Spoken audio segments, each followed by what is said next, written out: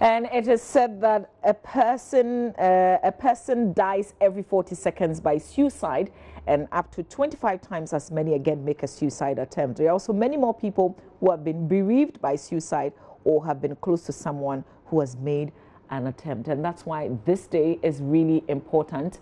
It is for us to talk about suicide prevention, and we have the exact person to have this conversation with. He's the chief psychiatrist at the Ministry of Health, but he's also the chief executive officer, the Mental Health Authority. Dr. AKWASI OSEI is my guest for the next 40-45 minutes here on the show. We'll activate the phone lines, hopefully, so that you can also speak to us if there's anything bothering you along the lines of the conversation that we're having. But good morning to you, sir. Good morning. Thank you for making it. My pleasure. Yeah.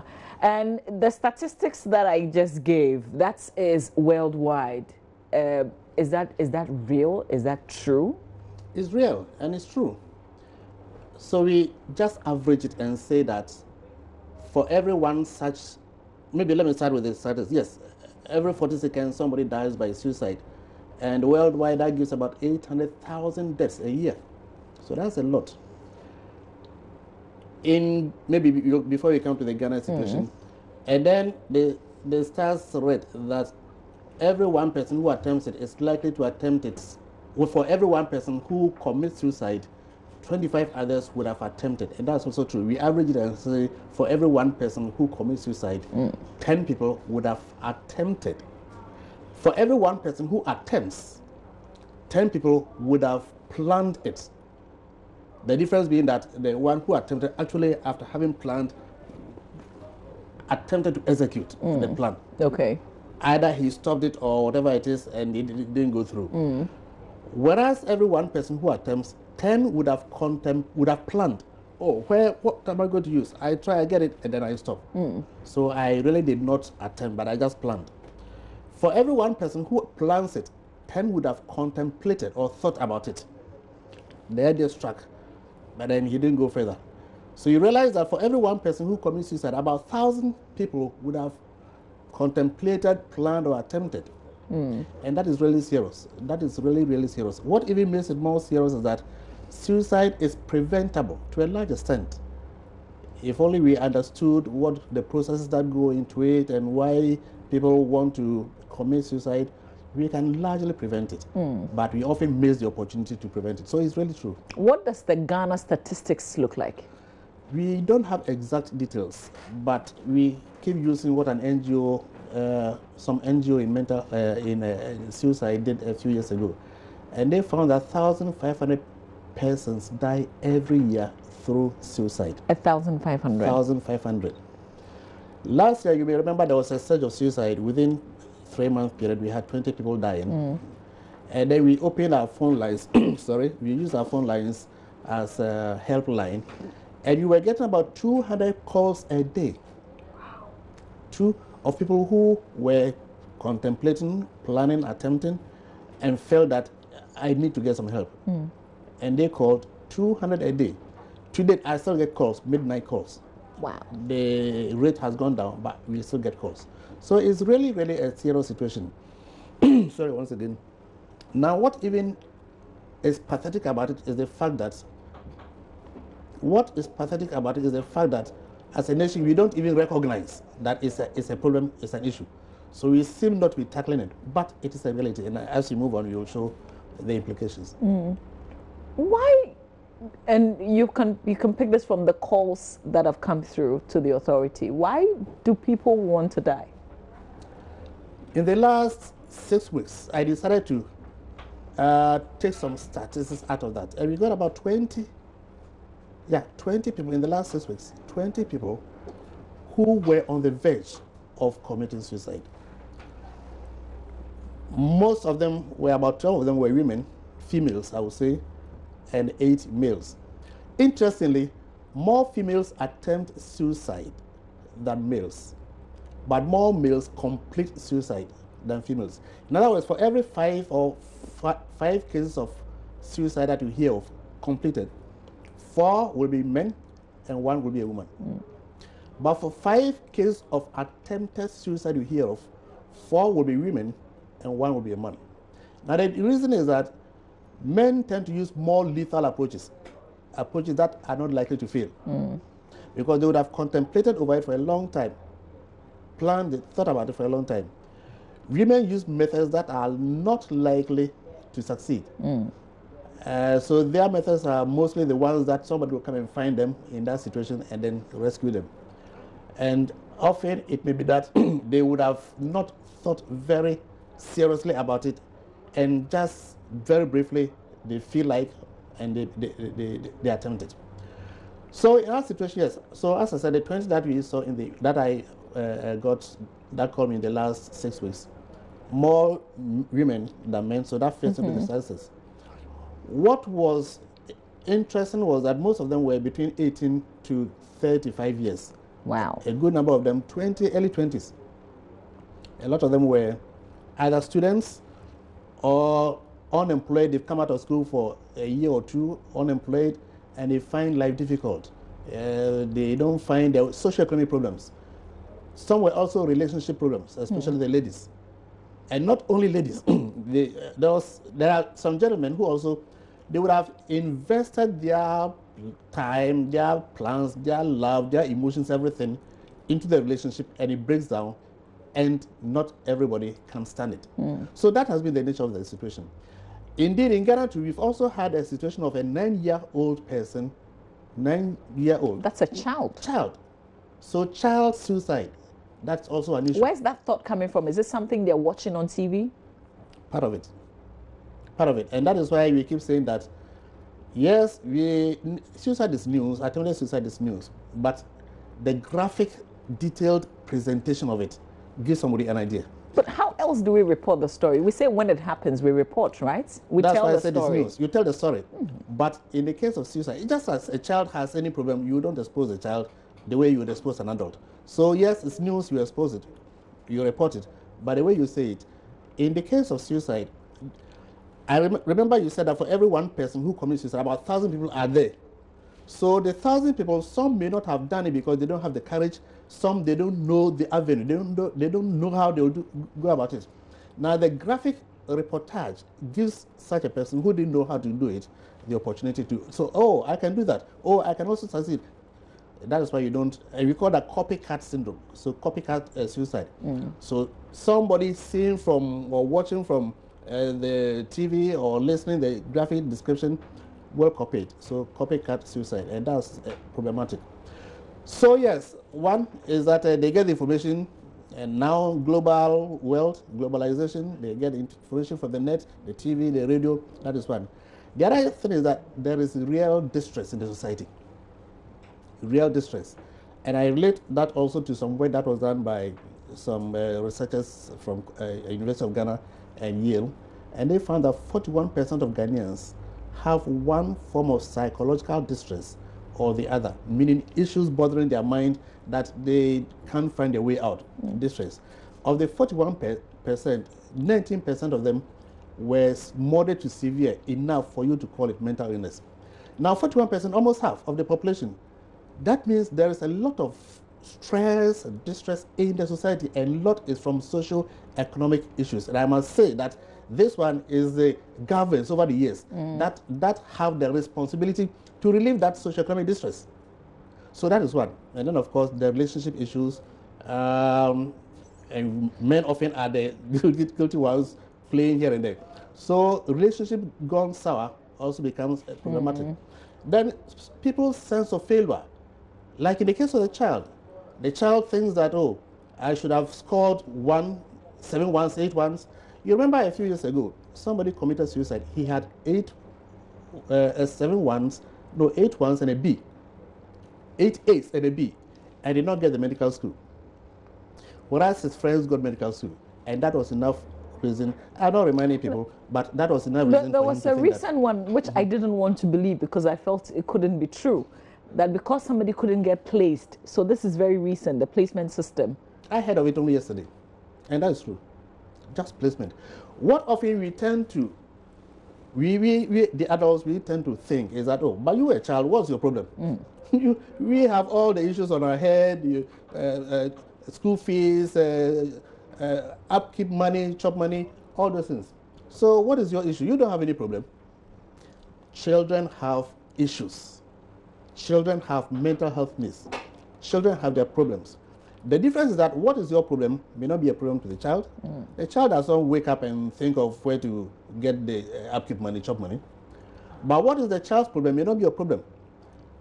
At school, they teach me that I'm obese. You adult, what does it matter? If I'm obese, that's me. The child cannot stand it.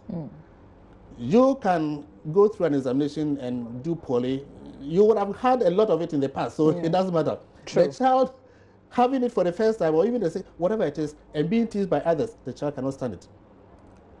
So they have the issues. Or my mother does not want me to move with this boy, and I can't stand it. Or my mother is maltreating me, I ran away, they can commit suicide. So the issues that bother children are real, and that is what you need to recognize. Children have their issues. So as I said, 9-year-old child, 10, 11, 12. In the past, if you heard of anybody having attempted or committed suicide, that person will be in the 40s to, that's an issue of middle age to elderly. But now we are having juvenile suicides, and we need to recognize that. The socioeconomic figures that you gave, I mean, in recent times, a lot of people have complained about jobs. We know with the banking crisis as well, there are a lot more people who don't have jobs. The CD depreciating, things are hard. We're all feeling it. How do you tell yourself that this is just a phase? The point is that, and as has been told, don't use a permanent solution for a temporary problem. Whatever you're going through, tell yourself that this too shall pass. It's not like to say this shall pass and you sit down and do nothing.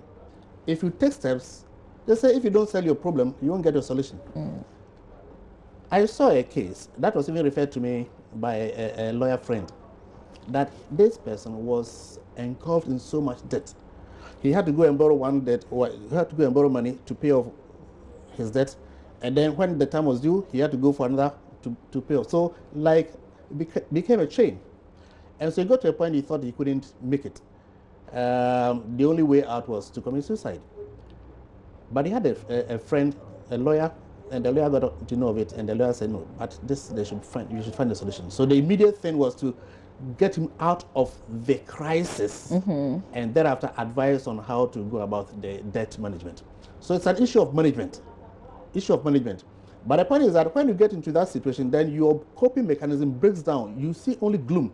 You think there's no way out, and that is where, if you get a support, somebody to draw your attention that there could be a way out.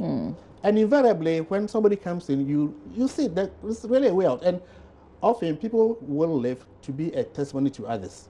They will say that, oh, I went through that and I managed, so you too can also go through, which is true.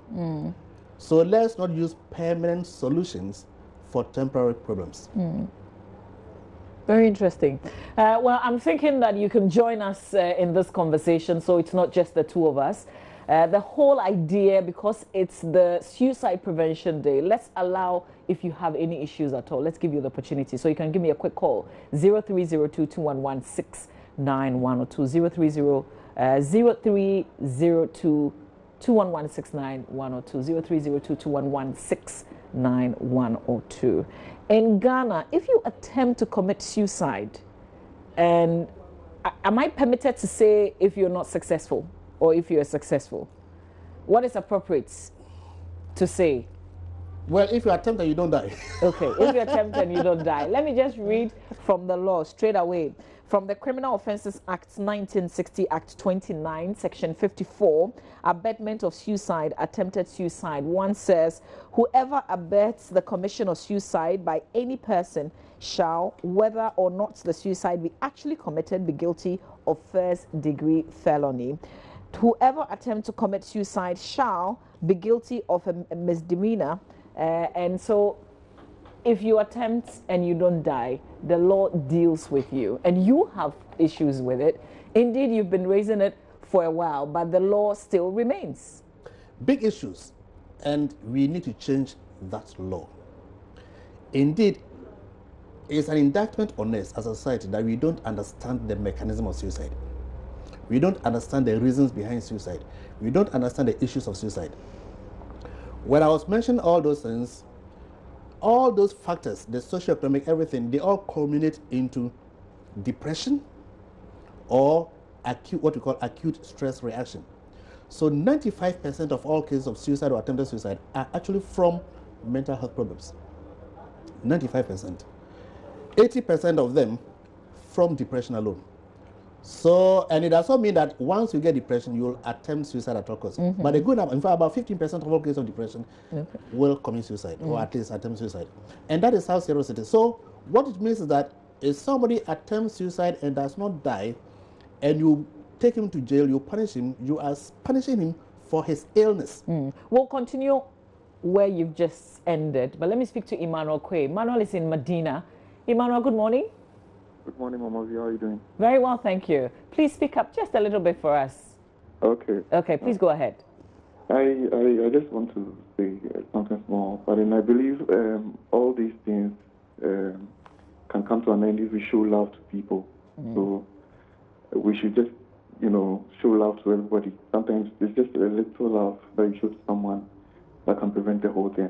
So that's it for this morning. Okay. All right. Thank you very much, Emmanuel. You can also call us 0302-211-69102. Okay. So we're on the law. And that's very true when it comes to the solutions. Okay.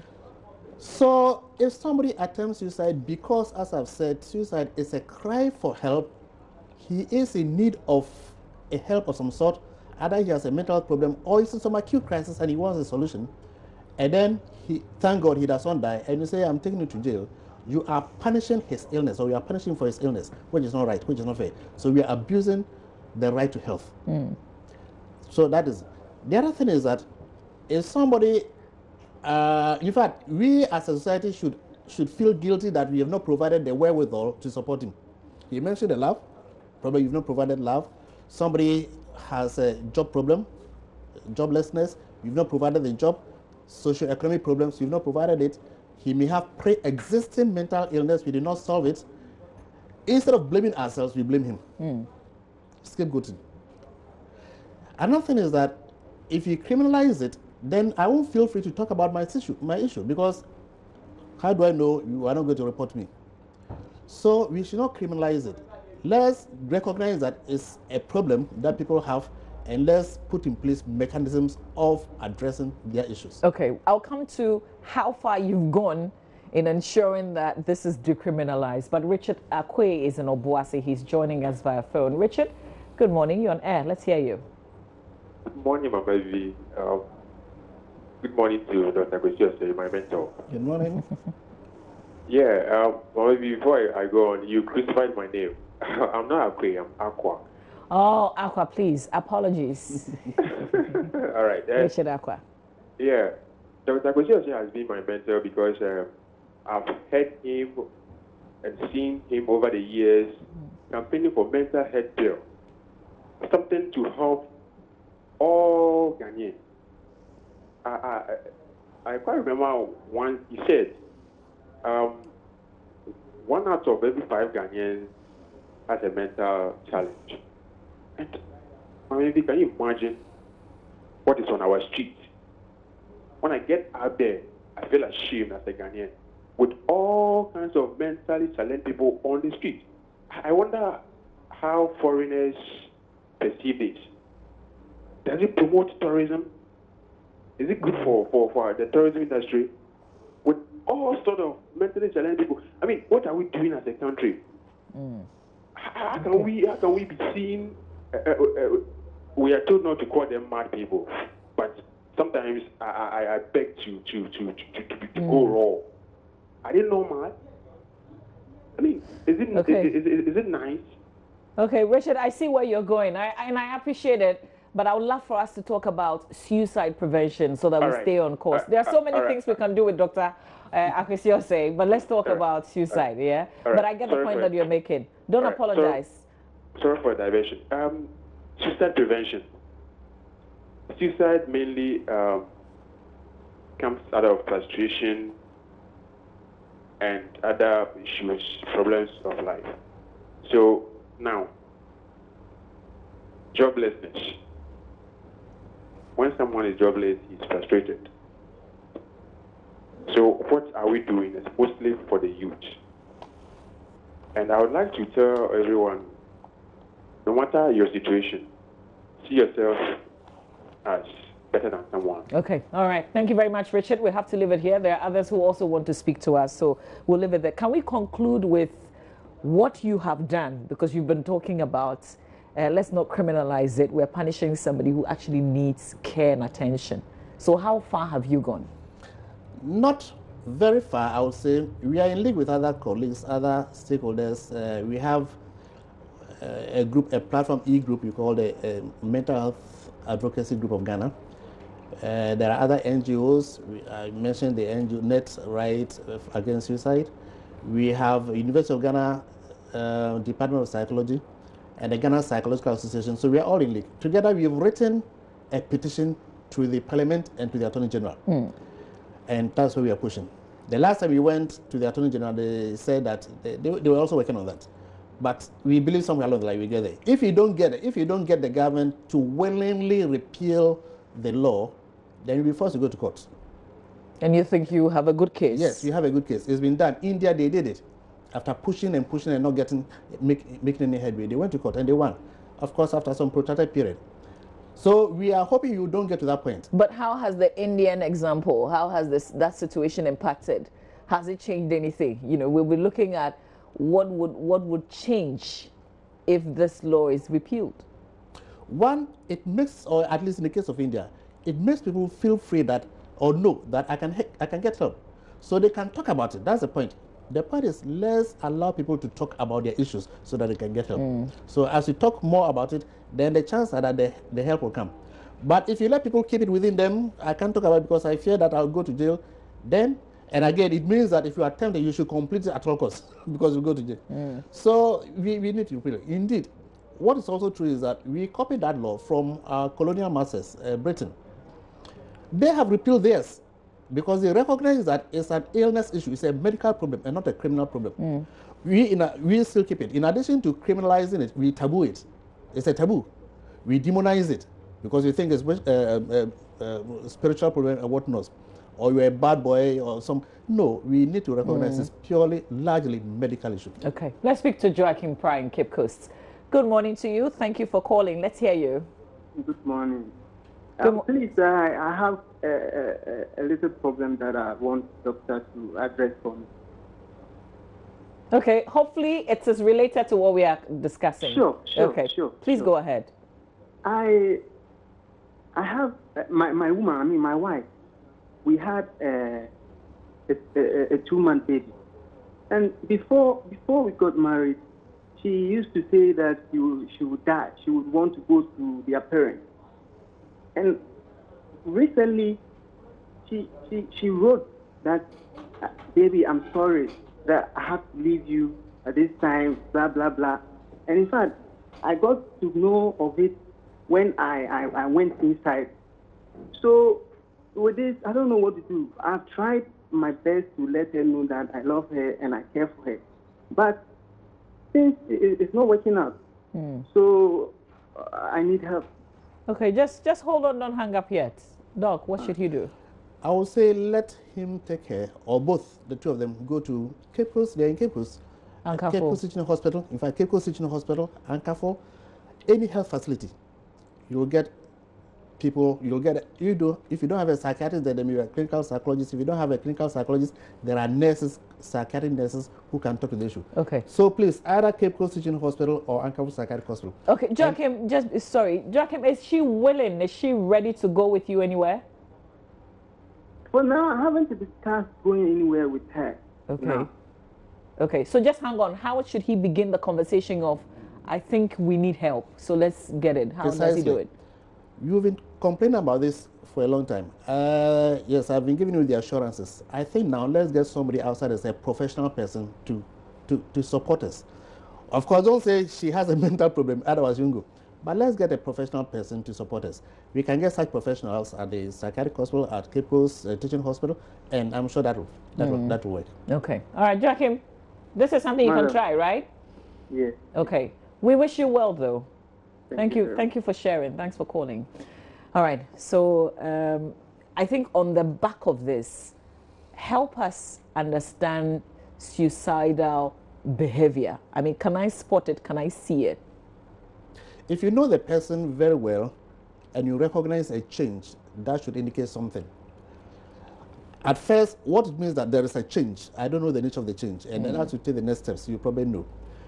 This person invariably may have been probably withdrawing in the last few weeks. So withdrawal, somebody who was bubbly, who talk back, and now withdrawing. It could mean he's getting depressed or depression, all right, but that depression also could also go along with suicidal behavior. He may be sighing, every now and then sighing. That should tell you there's something going on. He could begin to organize his or her affairs, put things orderly. It doesn't mean if you are organized in itself is bad, but somebody who earlier was not that and now begins to be organized, it should tell you something. Somebody may say, I'm not happy with life. I feel like dying. Once they verbalize that, that's even more serious than you simply observing. Because it's not easy for people to verbalize their suicidal thoughts. So once they verbalize, don't trivialize it. Often what we do, somebody will tell you that, in fact, I'm going to die. And you say, oh, don't waste my ears. If you really intended to die, you wouldn't tell me. That is false. It's not easy to verbalize it. So once the person says so, take it very seriously. So these are some of the things. And somebody might tell you that I'm traveling, I don't know where I'm going, when I'm coming. That should also let you know. And then, of course, your knowledge of the issues the person may have been going through, the social issues, marital issues, that will also tell you that this person is predisposed. So once you see any of these issues I'm talking about, recognize that there could be something amiss. In the movies we see, you can easily pick up a phone and call a certain number. In Ghana, what do you do? For about a year, you've been trying to set up toll-free line. You've got a toll-free line, all right. But free to you who are calling, but not free to everybody. Somebody has to pay the bills. You've been trying to get the telecos, and I will say it emphatically, you've been trying to get the telecos to take up that bill as their corporate social responsibility. They say they won't. Shall I mention the names? All the telecos. MTN, all the Vodafone, telecos. You've gone to them all the telecos. Airtel, Tigo. And I'll be happy for somebody to tell me that, oh, maybe you didn't come to us today, we'll give it to you. That they will not support the Mental Health Authority to set up a helpline. Helpline given by NCA, National Communications Authority. We have the helpline now, but it's not activated because nobody will pay the bills. Nobody is willing to do it for free. Yeah. And we even ask them, so tell us how much it will cost so we can appeal to other people. They won't even tell us. Eventually, we went around and found out that it may cost us about 9,000 Ghana cedis a month. And to a poor organization, agency like us, it's a lot of money. So we have the line. So what we're doing right now is that we use our own telephone lines. And my line, for instance, has been a helpline. People go onto the net and they find out they come in midnight and it's 24 hours. So for now, yes. But that's not healthy. That's not healthy. In fact, what even makes it unhealthy is not so much the fact that they call me, but somebody calls because that is not toll-free. He runs out of units at a very critical time. And what happens? Anything can happen. And sometimes, in fact, a good number of times I call back. But how often can I call back? So we need to activate that line. So that is one thing. We've been working on it. We've been working, and we hope that somewhere along the line, very shortly, you will get a solution to that. But we have that dedicated line. What I don't know is, even if that line remains for some time, won't we lose it? But we've got that dedicated line. It needs to be activated. But from your end, if this happens, it means that you have to employ professionals to be manning these lines so that they can give help to the people who call. Yes. Are you ready to do that? We've made arrangements. We have, so we can easily get, in fact, we intend dedicating an office at our end, 24 hours. 24 hours doesn't mean the person needs to be there in person 24 hours. But the line will be there 24 hours so that you call the person, text it, we'll give you initial advice and then refer appropriately. Yes. You are prepared for that. So I'm a parent. The signs that you've shared, the behavioral changes. When I observe, what can I do? When you observe, if you are close to the person, in fact, approach and advise, just as we gave Joachim who called from Cape Coast. And I think you need advice. Let's see professional. One thing, anybody who attempts or commits suicide, or who attempts suicide, actually wants to live. Anybody, that I can tell you, anybody who attempts suicide or commits suicide really wanted to live. So why did they attempt to end it? Sorry? Why did he attempt? If they wanted to live, why did they make the attempt? He wanted to live, but he sees that there's no way. Everything looks gloomy. You can look at situations and say that I can find a solution. To him, everything is dark, gloomy. And that's why, but at the back of the mind, he really wants to live. And that's why I say, for instance, a good number of these people, they went through the net, searched it, and found the line, and then called. Meaning that they are willing, and in any case, anybody who attempts it and survives is happy that he survived. But the same person is likely to attempt again. That's one thing. If he survives, don't think that, oh, he stopped. He's happy that he survived, but he's likely to attempt again. And the more you attempt, the more likely somewhere along the line you'll complete it. So we need to put in place a mechanism to support them. So as I said, yes, advice. And then a good number will agree. Some may even not have the energy, if it's coming from depression, the energy to get up to go. So you will then have to find a means of either encouraging, or even if it means physically taking him to the hospital for support, that needs to be done. But I agree that there are some times that are challenging. I have myself seen a few cases where the person would under no circumstance allow himself or herself to be admitted, and it was a real dilemma. So eventually I came into a compromise that, okay, let's sign a pact that between this time and now you are signing a pact, and it does work, that if the thought occurs to you, you remind yourself of the pact, the agreement, that the contract that you signed with me, that you not commit suicide. In fact, often that's what to do. Even on phone, I tell them that make 2 promises to me. 2 promises. The first is that the thought occurs to you, you will tell yourself that you've promised me that you will not do it. And they agree, and that is fine. The second promise is that the next morning, as soon as, when it's midnight, for instance, as soon as day breaks, please, you'll go to this place that I'm referring to. You promise me, they say you promise, and they go. So these are some of the issues. Of course, if you see somebody like hanging and you cut it, then of course you take him straight to the hospital. If a policeman comes in, it's good, you take him, but not for the purpose of taking him to prosecute him, but for the purpose of taking him for help, taking him to the hospital for support. And I must also say that our own health personnel is less these days, but it used to be some time back, like somebody attempts to slit the throat. The cut doesn't go deep, they will suture and let the person go. No, any case of attempted suicide, after treating, refer the person to the professional, the clinical psychologist and psychiatrist, for us to deal with the underlying thing. Otherwise, it's likely to attempt again. The walk-in services, I mean, there are queues in our facilities. I feel like I want to speak to someone. I'm depressed. I have all sorts of thoughts. Do I now go to a facility and go and join a queue and wait to see someone to speak to? So we are training our facilities to recognize that it's an emergency. If somebody is involved in a lorry accident and they bring him, you won't say, go and join the queue. Or somebody collapses, you recognize the emergency. That's what they call the triagen. So you recognize the emergency. If you want health personnel, you are training them to recognize that attempted suicide is an emergency. So don't let the person join the queue. Let him bypass and deal with it. The training hasn't gone very far, but as we are able to embark on it, get every health personnel to understand, doctors, nurses, anybody who works at the hospital, to recognize that. I'm sure you'll get there. So, you know, we're trying out a new system, something we haven't done before. That's the double tracking. Students will be going to school tomorrow. There are those who will be on one of the tracks that will begin tomorrow. The others would go later on in November.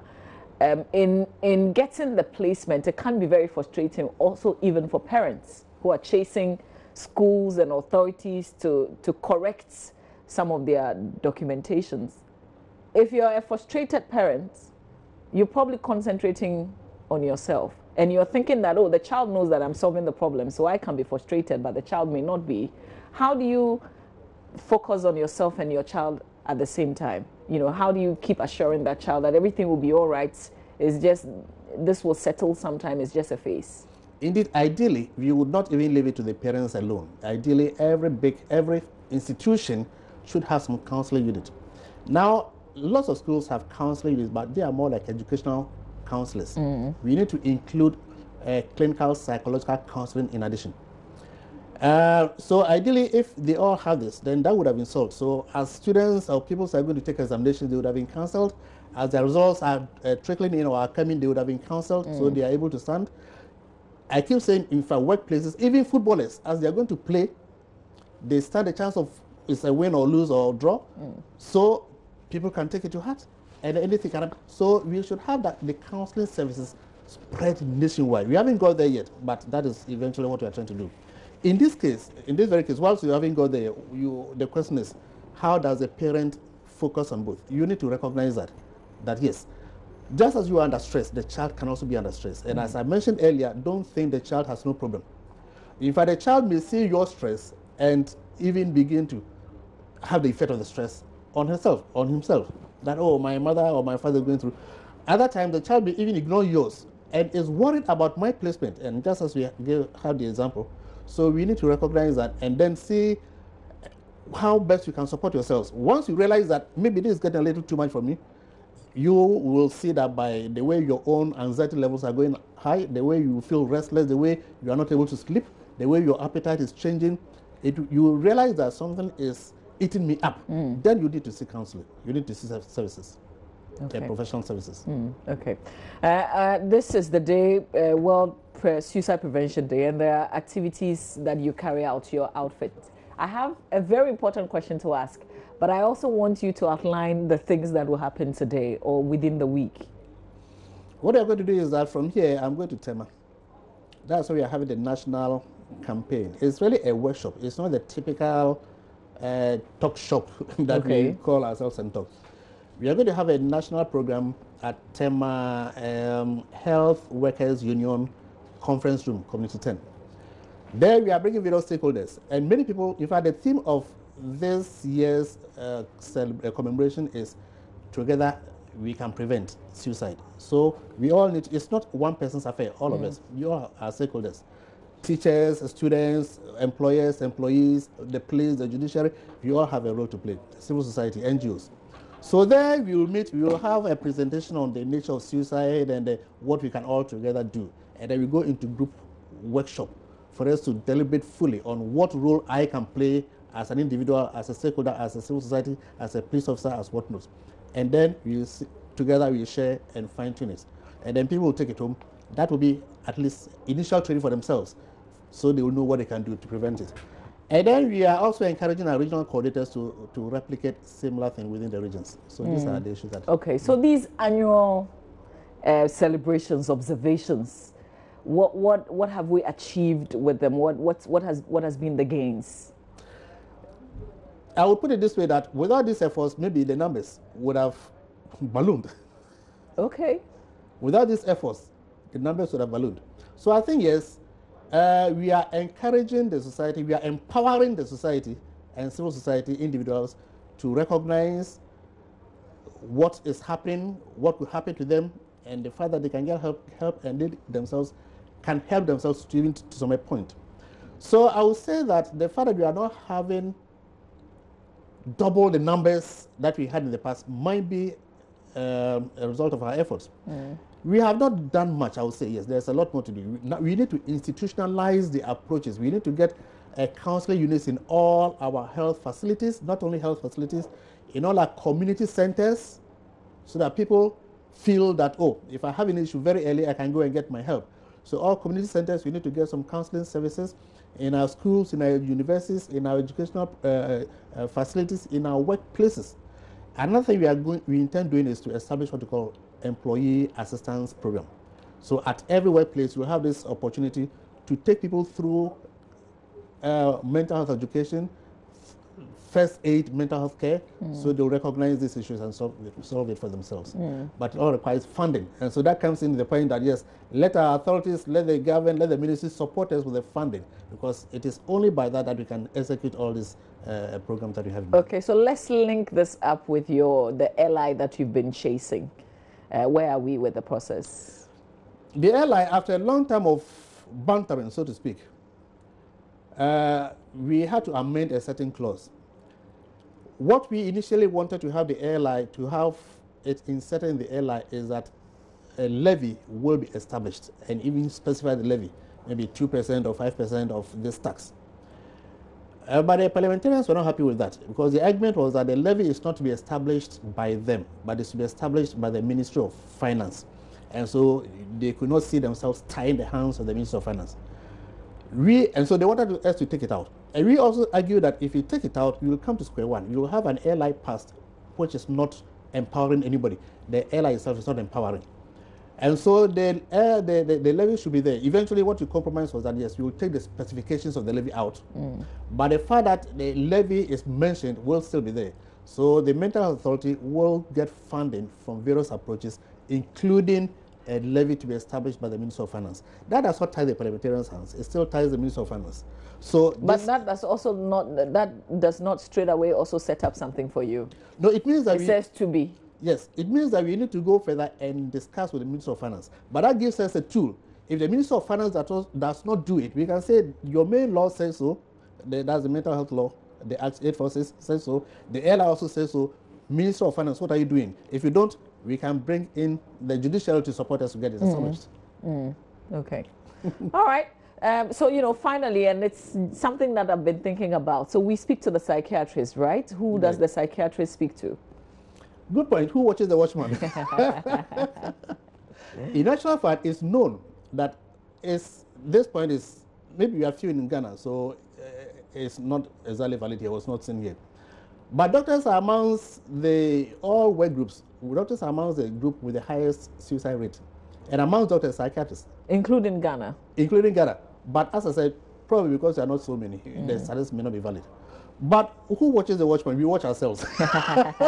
we are our brother's keeper. We watch ourselves. I wonder who would set up a helpline for you.